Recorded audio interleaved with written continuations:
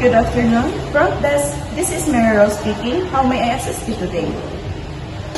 Hi, good afternoon. This is Miss Cunyando from room 512.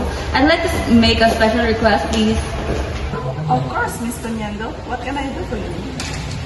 It's my friend's birthday today, and I want to surprise her.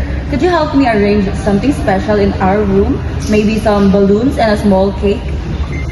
That's a wonderful idea, ma'am. You can definitely prepare a simple birthday set up with balloons and complimentary cake. Would you like us to include a birthday message on the cake? Yes, please write happy birthday. Got it, ma'am. What time would you like the setup to be ready? Around 6:30 would be perfect. Noted. We'll have everything ready by then. Would you like us to deliver the cake with candles? Yes, please, that would be nice. Alright, Miss Panyando. We'll make sure your friend has a memorable birthday celebration. Is there anything else you'd like to request? That's all. Thank you so much for your help. You're most welcome, ma'am. We'll take care of everything. Have a wonderful stay and enjoy the celebration. Thank you.